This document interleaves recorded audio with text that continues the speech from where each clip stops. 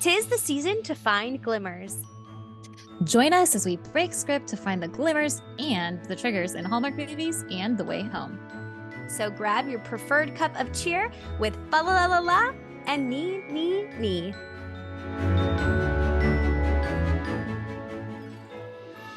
Welcome back to the Breaking Script podcast with Lala and Nini. I'm Lala. And I'm Nini. And oh my goodness, episode 7. Cannot wait to get into it. First of all, I've been doing this thing where I go over a countdown to Christmas. Should we do that real quick first? Let's do it. Okay, because Lala hasn't really, and I really I fell off the wagon here. Apparently I made up for it because I watched so many last week that I was just like, all I could do was a Biltmore Christmas, and we were deciding between a Biltmore Christmas and Holiday Road. And so we started to watch Holiday Road, and then I had to give a kid a bath, but my other kids were watching, and all 3 of them sat through the entire movie and they loved it. They said the girls said they loved it even more than a Biltmore Christmas. Really? I know. So now I'm like, well, I have to go watch it now because number one, it was based on a true story. I cannot find the original article, but do you guys remember? I'm going to put this in the poll. Do you guys remember that there was these articles? I think it was in 2022 when it was a bunch of like an unprecedented number of flights that were being canceled. And there was this group of travelers that decided to rent a car together because that was the only way to get to their destination. It was just a group of strangers. That's what this movie is based on. It stars Warren Christie and Sarah Canning. I have to find a Warren Christie movie for Lala and I to review because I love Warren Christie movies. He was in Crashing Through the Snow, which I really loved. It's a little different than your typical Hallmark, but not only that, he's in an older one. Something about like It's a Wonderful Life or It's a Wonderful Time. Oh my goodness, I'm sorry, I don't remember. But it has the Fonz in it.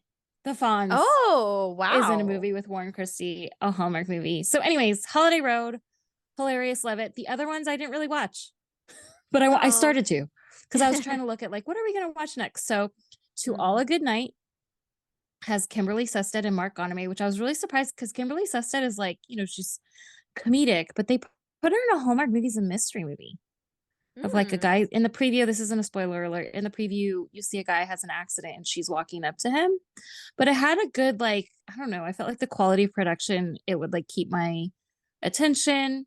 Next option could be A Norwegian Holiday. I heard a lot of fantastic things about that one. It stars Rhiannon Fish and David Elsendorn. I did watch like the first few minutes and I was like, oh, I think I actually would like that. Fun fact, David Elsendorn is actually originally from the Netherlands. So he does have like an authentic European accent. It's not like an American trying to fake a European accent, which I really appreciated. And he was in Ted Lasso. Love Ted Lasso and all the awareness they brought around mental health and self-care. So thought that was an interesting fact. And I think I already mentioned this. I'm probably going to watch A Not So Royal Christmas with my daughters. But anyway, that's with Will Kemp and Brooke Dorsey, which I thought it was interesting to see Will Kemp in a comedy. So I'm interested to watch that one. So those are the ones that like I kind of started to watch.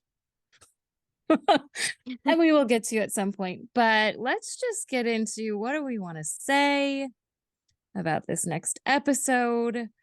Well, and I got off this really heavy like conversation. And so all I'm hearing is the title in my head of like, it's the end of the world as we know it. Okay. Speaking of that and speaking about today's episode, I have a question for you. Do you remember where you were Y2K? I was thinking so hard about this because you clearly remember. And I thought about this during the episode. You go first.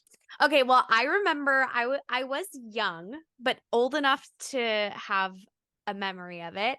And we would go to church every New Year's Eve and there'd be a big church party. But this year it was extra scary. I mean, that makes it sound like every year is scary. It was just, there was an element of like, people are trying not to be fearful, but everyone's saying the world's going to end, that the computers, do you remember there was like people saying the computers didn't know how to get to the year 2000? Yes, that's why that was they the weren't whole gonna thing. Yeah, all the Yep. computers. Somehow the electricity was gonna go out. Yep. Okay, so my parents sent us to church. I'm pretty sure we were in pajamas because we were gonna be there so late. All the kids did, and we had flashlights because in case Just the in power case. went out. And so all of us came to, and I don't know if maybe the parents talked to each other, but every kid had like a flashlight. And so we'd be like playing games and everything, and everyone's got their flashlight. And I remember that feeling as a kid of being like 10, 9, 8, and Yeah. being like, oh my gosh, what's gonna happen? And I was prone to being an anxious kid anyways, back before I think that was like we knew that this was a thing in Yeah. children. Yeah. Children weren't as carefree as they thought. And like I remember hitting one and just being like, oh my gosh. And I'm pretty sure I had my flashlight on, but nothing happened. And then we went home Nothing. and That's then we lived our hilarious. life. And the computer did. It hit January 1st, 2000. And we were It's fine. so funny. I'm gonna share this just so it's recorded and archived for my children because I do remember there being a range of people, and I wasn't as aware until, like, later in my adult years where you have people that were, like, terrified. People had stocked up on water and toilet Mm, paper, like, they were prepared for Armageddon. I heard of wow. people going up into the mountains, Oh my gosh. like, they were really prepared. And then you have people that were, like, sort of scared. I vaguely remember watching my computer to see if it was going to be able to, but then I was like, why do I have that memory? Because I'm pretty sure I was at my boyfriend's best friend's house. They had like Mm. the most gorgeous house in the San Fernando Valley. They had there was actually an article about them in the newspaper because they built a $30,000 dollhouse for their daughter in their Oh my backyard. gosh. Um and we often would spend New Year's Eve there in high Wow. school, because we would always play Monopoly. Their dad Oh, was, like, he was, how intense should about I it. put it? A really intense Monopoly player, Wow. and I remember that being my first time having twice baked potatoes. His Oh, sister what made a them core really memory. beautifully. We were playing Monopoly, had twice baked potatoes, and their house, like, they hired people to decorate it was like Disney Christmas inside and outside the Oh house, my like, gosh. You that's people where from LA, you live the movies, okay? I'm so jealous. I love that Lala thinks that because it's definitely not how I I grew up. do. That's how she thinks in her head, she It's true. fantasizes, that's what my life is. No, I grew up in a Literally. very humble family. We went to private school, Christian private schools of families that had a lot more than we did. But anyway, that's all I remember of Y2K is nothing happened. Mm, Here we are to talk about how it's gone on after the end of the world as we know it. exactly. The End of the World as We Know It, Episode 7. Upset Alice heads off to the pond with Kat following closely behind her, wanting to talk, but Alice refuses and jumps in the pond. In 1999, the entire community is outside searching for Jacob with flashlights. Alice approaches them looking for Teen Kat. Elliot informs her that she's at home, but only family is allowed. Alice insists that she is family and heads to the Landry house. When she arrives and finds the family talking to the police, Alice apologizes to Teen Kat for not being able to stop Jacob's disappearance. Kat tells Alice that this moment is not about her. Teen Brady asks Alice to leave. She does, but watches the family through the window from the porch. Back in 2023, Alice is in bed staring into space. Kat walks in and wants to talk, but Alice declines. Dell organizes her pottery pieces and packs them into boxes. She wonders why Alice is in bed, and Kat tells her that she's having a mental health day. Dell is also planning an exhibition and tells Kat that Monica will allow her to have the cafe space as payback for falsely accusing her of removing the carnival posters. Outside, Elliot and Kat enjoy tea. Kat tells Elliot that she's trying to give Alice space, but it's hard. She also can't stop thinking about Jacob, but she's done the best she could and maybe she's ready to leave the past behind. Elliot tells her that she should feel lucky that she got some extra time with Jacob. Dell enters Alice's room to cheer her up. She invites Alice to join her in the pottery studio, but hopes it will get her out of her funk. At the Herald, Byron fires Kat because she has not been focused. He asks her to return the archives. In the studio, Dell gives Alice an introduction to pottery. Kat walks in and doesn't greet them. She heads directly to the cellar. There she reviews the board of archives documenting Jacob's disappearance. Kat spots one of Colton's jackets and grabs it, pulls it to her face, breathing in the scent of her father. She finds a note inside with the initials MS, with the phone number and address. She asks Dell about it and she says she doesn't know what the note is about. Kat finds Elliot and convinces him to go with her to the address on the note. Elliot reminds her that she said she was done with the past. Kat says the past is never dead. They drive together to the location, enjoying songs from their childhood. They arrive at the abandoned motel. Elliot tells Kat he knows this doesn't look good, but her father was a good man. Kat wants to investigate why her father had the note. At home, Byron helps Dell while Spencer arrives to visit Alice. Dell gives Spencer permission to go upstairs to Alice, who is still in her pajamas. Alice apologizes and Spencer offers to take her to dinner to get her in better spirits. Kat meets Dell in her studio. She doesn't tell the truth about being fired, and Dell focuses on getting Dell to admit that she knows something about the note. Dell still insists she knows nothing. Kat tells Dell to stop shutting her out when it comes to the past. At the cafe, Spencer has prepared dinner for himself and Alice. He tells Alice when he grows up he wants to be a chef. He'll be catering Dell's exhibition. When he asks Alice if she sees a future in Port Haven, she tells him maybe. At home, Alice tells Kat that she's finally eaten and she's feeling better.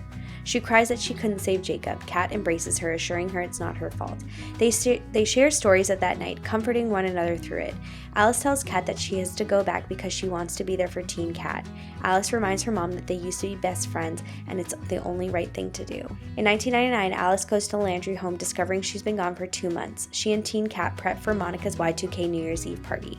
Teen Kat seems in high spirits despite Jacob's disappearance. When they arrive at the event, teen Elliot tells Alice that the police recently called off the search party for Jacob. He didn't think teen Kat would come to the party. Meanwhile, Dell's exhibition is in full swing. During Dell's acceptance speech, she admits that she's starting to see the value of the community. At the New Year's Eve party, teen Kat is having a blast. Alice and Nick escape to the party and head to the garage to chat. He gives her a fishhook bracelet because she hooked him. Nick convinces Alice to join him in a prank to shut the lights off at midnight in honor of Y2K, also known as the end of the world.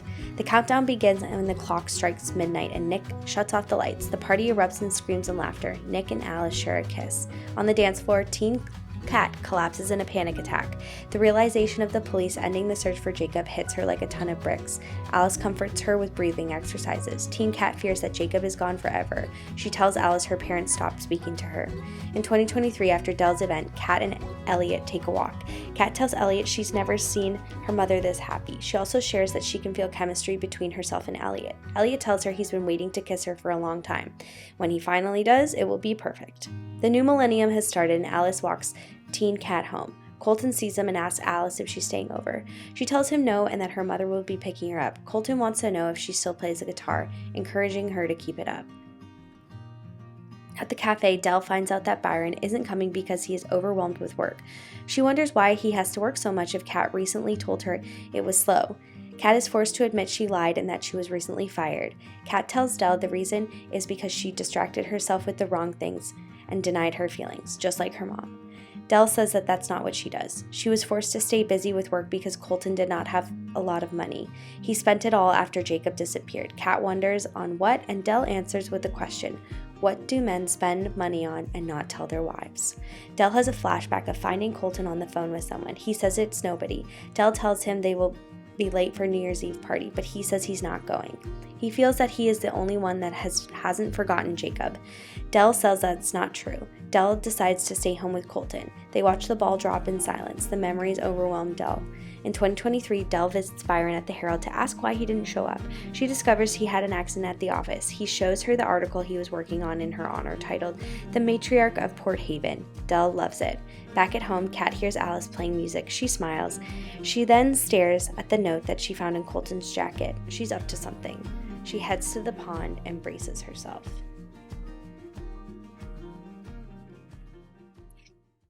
And now is the time of our episode where we give this specific episode just an overall rating. So, Nini, what was your rating for episode 7? I feel like, why do we even do this? Right? I mean, almost every single one of them is going to be a 10. Because, I mean, it is important to do it because, 6 was like 100 out of 10. Sure. This one, I would say, like, there were pieces of it that were so cringy that made me want to give it a 9.5 just because it's like, I love how they performed the content. There were just pieces I didn't love, but it's a 10. Okay. I gave it an 8. I agree, though. Like, I love this show. but the only reason why I gave it an 8 was there wasn't a ton of movement in the story, like not It's true. a lot of development. It felt more like a little bit of a filler episode. Still great. Right. Don't get me wrong. Yes. Worth watching. Yes. Things happen, but it wasn't episode 6. I agree. It's a little more filler. Like they're giving you punch like twists, Yep. but not enough. It was slow. It was a You lot could miss slower. this episode and and still figure know. out what's still happening. Exactly. Yeah, especially after episode 6, it's like when you've been going 150 miles an hour, like 80 miles an hour is going to feel slow. Yeah. That's what I like in it too. So let's just go into the breakdown then. We have, if you are familiar with our podcast, you know that we have 4 unique segments to break script with Hallmark movies. And for the way home, they're a little different. Our first one is Home Sweet Home, where we still talk about the glimmers and what we love, breaking down the continuation of the unfolding of the family relationships between Kat, Alice, and Del, and also the sometimes cringy romantic relationships. I don't feel like there's any new main characters to introduce here. Did I miss one? No. Okay. Well, glimmers. Well, my biggest glimmer, which we already talked about, was the fact that we see a Y2K party. Oh, I know. And the songs. That's so good. The songs that we're playing. What have you got here? The music. I was actually just like verifying the All For You by Sister Hazel. It's a song. It plays at the party, and it also plays Kat and Elliot are driving in the car listening to it, and it was like immediate like childhood. Yes. It brought me back.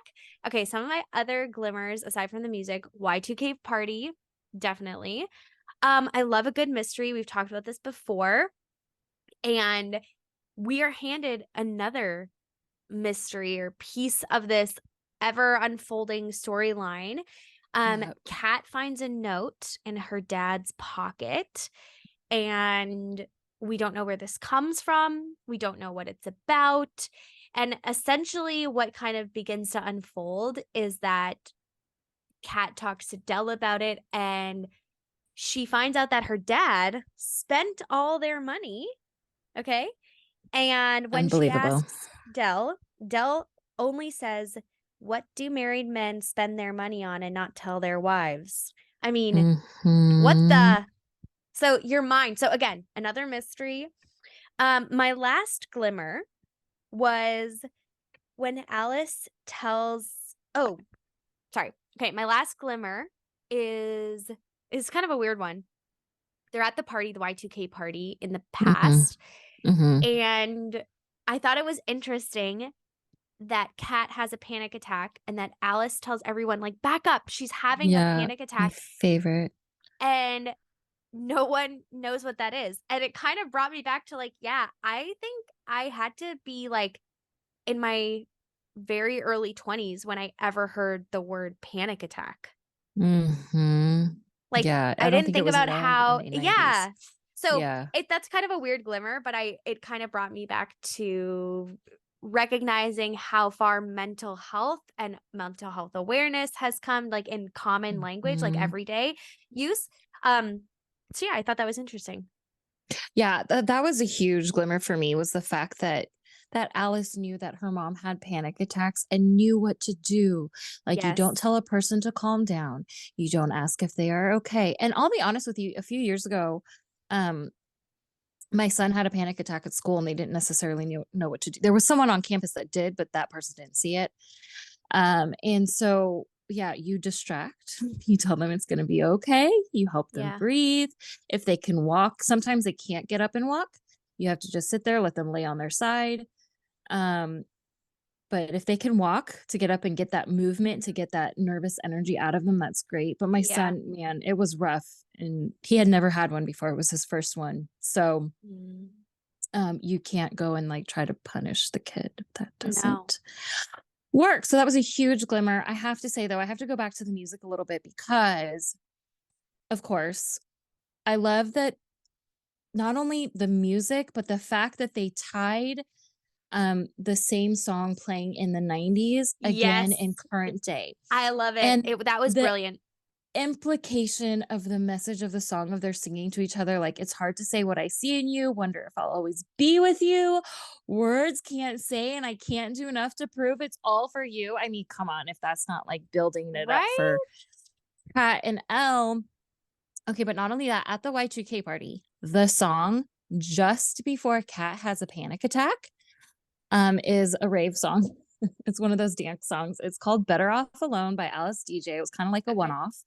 Mm. That was I remember bumping that song in my little Civic that had a louder exhaust on it all the time. It was like I played it around the clock. I made it my ringtone on those little, do you remember those little Nokia bar? It was Oh, in Charlie's Angels. That I was the had one of phone for those phones. Charlie's Yes. Angels.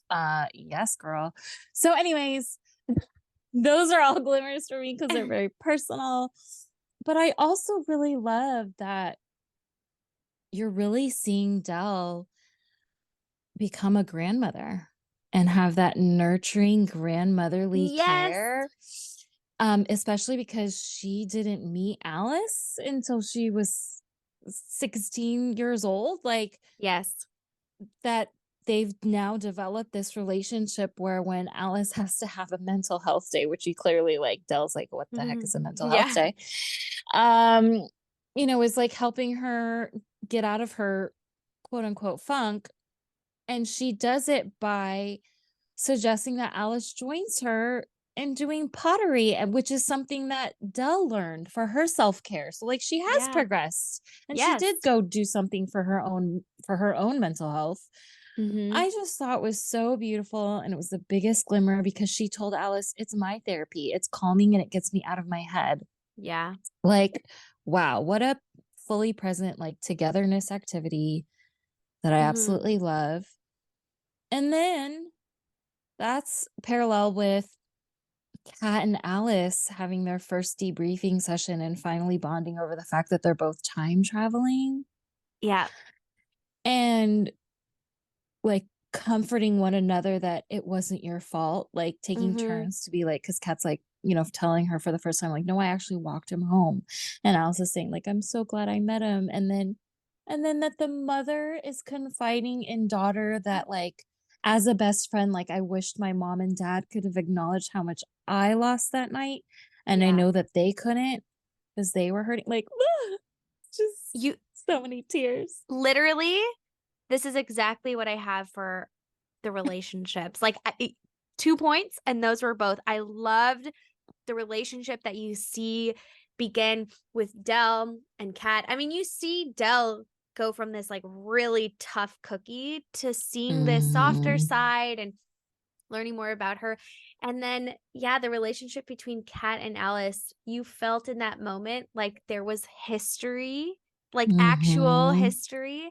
And yeah, I felt like it was really special to see Alice be there for her mom, not only in the past, but in the Totally. present. And then that moment where she's Alice says to her mom, like, we were best friends. And Kat Yeah. just like breaks down and it's like, oh, And she's that saying, I moved my have to heart. go back for I my know. best friend because when someone's going Which is through a hard her. time, their friends are there for them.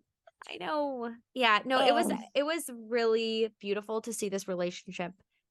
Just these relationships develop, to think about back to episode 1, to see it now. It's lovely. yeah.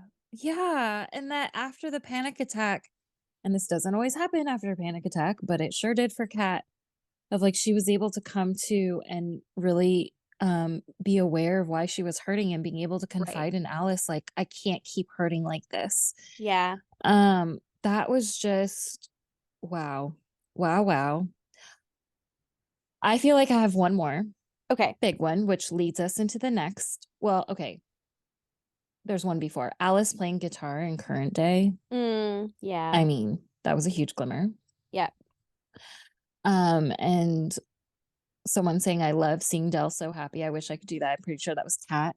She was saying, I Mhm. wish I could do that too. Okay, but this is the biggest one that to me is like, it was a huge glimmer It was what we love, but it's also a surprising detour. Um, Kat trying to do a DTR with Elle and being like, oh, and his response is like, you feel it too? Because she's saying there's something here. And then he goes into the biggest moment. I mean, I wish I could have had my children's first reaction to this moment recorded when he's saying, I've been waiting a long time to kiss you, Kat Landry, using her full name. And then leaving her hanging and saying, when I do, it's going to be perfect. Wait, but you missed the part where he takes off his glass. Like, he is just You're right. creating the tension. The Like, he takes his tension. glasses off. I'm pretty sure he takes a little step forward. She's ready. So true. She's primed, and he walks away. It was great. It was so good. Unbelievable. And her face is perfect. So Yeah. if you haven't been with us before, this segment is Surprising Detours, where we talk about the surprises, because there are a lot of surprises and plot twists. Mm-hmm. And we also discuss, like we do on our regular Hallmark Breaking Script segments, of unhealthy behaviors or coping mechanisms. Yeah. So let's talk about it. Well, I actually had Elliot not kissing Kat as a surprise because, well, I thought it was clever. In my mind, I thought he would have just gone for it. He's waiting, but I thought it was writing excellence, like, just to have us wait for that moment. Okay, but this is probably, and I could see where this might actually be in a different category, like things we didn't like. But something it surprised me, because I also don't get it, is Alice's relationship with Spencer and the dinner. Ugh. I hate it. I'm putting it in this category because it surprised me, not in like the jump scare or something, but like I didn't see it coming, and I don't fully understand it. Spencer invites Alice to the cafe where he's like creating the menu, and he's this high school student that's creating has the responsibility of creating this like catering menu. And then he's basically putting on a tasting for her, just the two of them. Yeah. So like it felt like a date to me, but isn't he with Zoe? And they even mentioned Zoe. Well, and thank God Alice, I feel like Alice is innocent in this relationship. I feel like Spencer's the one driving it, because Alice will always be like, so where's Zoe? Like, she always brings up Zoe. But what do you think? I think what I'm also getting at is like, what is the point of this? Yeah, I have that in the way we see it. Segment, I kind of had a feeling that this would, it's a little bit in both. It's too much. I hate the only thing though, and obviously this can bleed over or overlap with Dead Ends, is when he obviously stumbles into her room, which, like, how often does he do this, that he walks in and just like Del knows that he's there to well, obviously he's there to visit Alice, but he just says like, oh, is it visiting hours? And she lets him right up, but Alice is in bed, and it's clearly awkward for her. Like, it's awkward for both of them, because she's like not prepared to see him. And but she immediately motions for him to sit down on her bed with her. And I was like, wait, what? That was weird. But besides that, I feel like she's really innocent and did well. But then you do see the shock in her face of like, you want to make dinner for me? Anyways, we'll talk about that more. I was a little surprised when Alice walked in. Well, first of all, the cold open, there's, it's opening with a search party in the field, and Alice is coming out of the pond still wet and runs into the field saying like, she got wet because she fell searching. And when she says she's going to find Kat the house, Nick gives her a jacket, and Ella's like, no, it's just family. And she's like, well, I am family. And she goes in anyway. And when she walks in and she's saying, I'm sorry to Kat, Kat's first response was, this isn't about you. I know. And I was like, wait, but this is the first time she's seen Kat since leaving the carnival, right? And Alice is just saying, Yeah. I'm so sorry, we couldn't find him. Like, I couldn't find him. Anyway, that was a little surprising to me. Yeah. I was surprised that Kat was fired. That is also in the way we see it theories Yes. for me, but the fact that she's fired, that was surprising. That was. Only because, like, coming from a journalism background, I'm like, you would want somebody that's dedicated to the story. I didn't feel like the distraction, like, I mean, maybe Byron is biased because he has a relationship with Dell, but like, they're Mhm. sitting on a good story here. Like, Yeah. what small town wouldn't want to break this big story that clearly has a lot being covered up? I mean, podcasts have gone on, have gone with less information than the story of Exactly. Jacob's disappearance. So, um, I almost feel like I didn't like that part, but I'm again, sometimes they needed Kat not to have the job anymore, Right. so she doesn't anymore. I still got theories though. Oh. But I mean, let's talk about further in Kat's relationship with Dell when they're hitting that part of when Kat's telling Dell and lamenting over how like the family cookouts and the family dinners, the music, like it all just stopped, just like my relationship with you and dad. And it was just interesting to see, and I could totally relate to this, how it's like mother and daughter seeing it really different ways and not having Right. empathy for one another, and just there's this misunderstanding because it's Yes. so hard to see from one another's perspective, because mom's like, that's not true, our relationship stopped because you ran off with Brady, who, we've established the omo nardar when it comes to Brady, and Yes. he's also the one that asks Alice to leave after that shocking interaction when Kat says, this isn't about you. Mm-hmm. Feels like a Brady move, honestly. Yeah. It just is, it's interesting. It's an interesting glimpse, like deeper glimpse into like what was going on in the past, that those feelings Sure. still linger even decades later.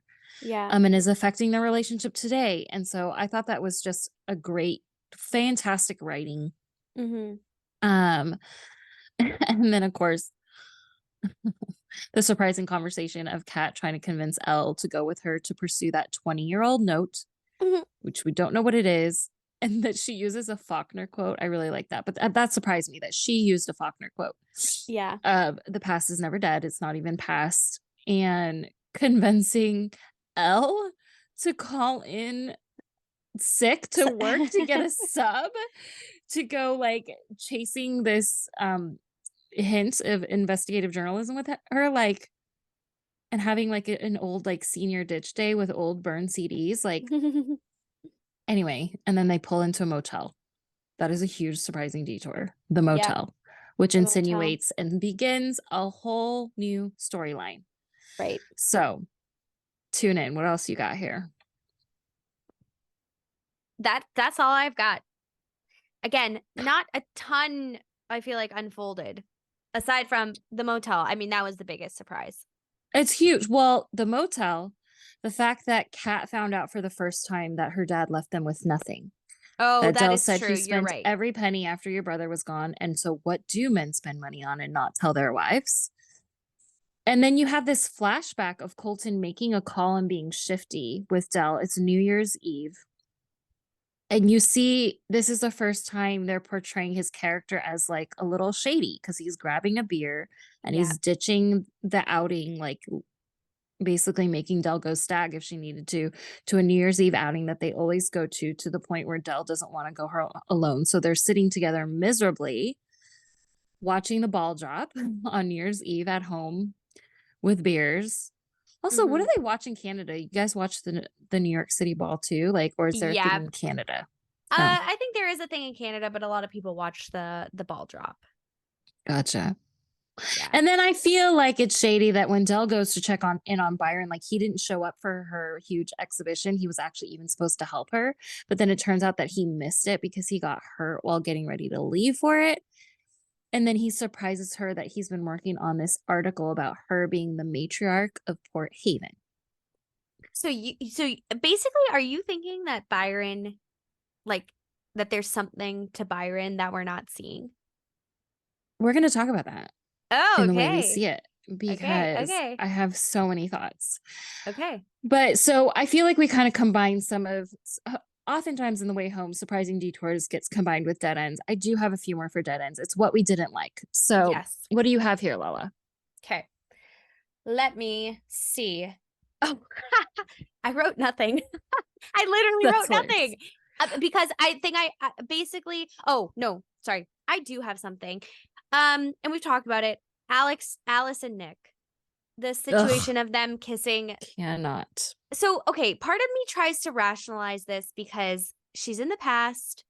They're the same age in the past. Teenage hormones are raging. I understand the draw. And, like, does she have the ability to think rationally about this? No. But is it cringy? A little bit. Like, Totally. I get it. I get what they're doing, but it is like, it's not great. And then again, we already talked about this, the Spencer situation. I don't know what to make of it. I don't know how it fits in. That confuses me. I think for me, when I don't like things, it's when I can't figure out how it's going to fit in. Yeah. It just feels a little too, like, I don't know. I completely agree. I completely agree with all those. And then, I mean, this is just a personal preference. I hate seeing Colton portrayed Yes. as such a almost Same. like, yeah, kind of sketchy guy. It's gonna it's for a reason. It unfolds in the story, but it just kind of makes me sad because it changes the perspective of Colton. Except you have this moment when he's talking to Alice about if she still plays guitar, that you see just that, like, he's reaching out for interaction yes. with someone. Yeah, but anyways, I didn't really have much. Honestly, I enjoyed everything. Those were like my two main things. I just have a small note. So when Alice first comes back, she finds a note that Elle left in the backpack saying, "Where are you?" because she was gone for so long. It's New Year's Eve already. Hallmark. We skipped Christmas. You had an opportunity to give us Christmas feels in February. Yeah, why did you not you're take right. it? I mean, come on. Are we going to see it in season 2? Because I would love to see a Hallmark Christmas in The Way Home tied together somehow. Let's move on to The Way We See It, shall we? Where we talk about theories here, because it's not our happily ever after. Okay. My main thing is, who is the villain here? Or who is the villain, or like the one in control of all? I feel like Byron potentially could have a role to play. Spencer potentially has a role to play. Like, what do they know that we don't know? What is happening here? What do they have an underlying motive? But also, this is the first time. Okay. And maybe the first time I watched it, I didn't quite go that far. Okay. But what does Colton know of time travel? This was my first time really thinking, wait a second. So do you feel like that maybe more people know about the pond than just Elliot, That's Alice, what I'm and Kat? wondering. And what does this do to your physiology? Because if you guys listen to a Biltmore Christmas episode that we reviewed with Chris Palaha and Bethany Joy Lenz, that also has time travel in it. I'm really curious at how the time travel affects one's physiology. Like, what does it feel like? Because especially in this episode, when Alice comes out in the dark, she is like panting so intensely. Yeah. And does it affect certain people's memories at a certain point? Because Kat's been time traveling, but when did she start this time traveling? Because at the beginning, she didn't remember that she time traveled. So was that the beginning? Had she done it before? I have so many questions and theories. And then, if I'm not mistaken, and this came up because of a Biltmore Christmas, because in a Biltmore Christmas, Bethany Joy Lenz's character, Lucy, was able to bring her cell phone from current day to the past, and a Mm. call sheet and a watch from the past to current day. And this, I believe, is the first time that we see an item from the 90s The come into bracelet. current day. The fish hook bracelet. Ah, good point. And how many more of those types of Easter eggs or clues go back and forth? I'm super curious. Because so far all the other items were like they existed in the 90s and they still are present in current day, like the bracelet that Brady gave Kat, the Yeah. heirloom, family heirloom where all the names of births and deaths are recorded. So anyways, so much to think about. I really don't have. Do you have any final thoughts or favorite quotes for this Well, one? the only prediction or kind of thought that I have is, does the pond only take you to a time once? Yes. Will they ever? I meant to say that. Can they do it again? ever do it again? Like, that was my question. Is like, did Kat tried this before? Yeah, that was what I was thinking. Like, yeah, what will they ever like? Because here's the thing, right now, and this is not a spoiler because season 2, we've seen the trailer. So right now, time is moving forward, right? They're reliving this exactly few like year or whatever the time frame is. Right. And time is moving forward, but we know from the season 2 trailers that time is going to move backwards. And they're going to go back in time. Now they're still going to move forwards, but they're going farther back. So like, exactly. Are they going to then come back to this time period? And I don't know if anyone's following what I'm saying, but I'm just curious how time works with the pond. It's exactly what I'm saying. How does that time work? How does that affect your physiology when your body's going back and forth in time? And do you never change ages? Oh, are you stuck perpetually at these ages? Okay, wait. I also have a thought too. Okay, this is actually probably in maybe like a different section, but you're triggering a thought. Kat and Alice both know where each other are. So why don't they just stay? That's what I'm saying. Why don't they just stay in the 90s and like live there and like try to you know what I'm saying? She can be Alice's mom. Yeah, and it's like they know where each other is. Do you know what I mean? They could tell Del, you know what? We're moving back to Minnesota, and they just jump in the pond and live in the night. You know what I mean? Like what? That is a very interesting theory. I'm so curious now. Anyways, I don't have any final thoughts though. I'm sorry. That's it. Just my wonderings. Okay. Well, be sure to listen in to episode 8 where I'm going to talk about how The Way Home was at Comic-Con, but you can't go watch anything about The Way Home at Comic-Con now if you've not watched past episode 7 because there are major spoiler alerts. So we're going to talk about that on episode 8. All right. Well, that's it for today. Thanks for breaking script with us. Please share your glimmers by leaving a review for our show in Apple Podcasts and share our show on your social media and tag the Breaking Script podcast. And don't forget to double check that you've hit the button to follow us on your preferred podcast platform, and be sure to hit the notification bell button so you get an alert and never miss an episode. Thanks for joining. See you next time. Bye.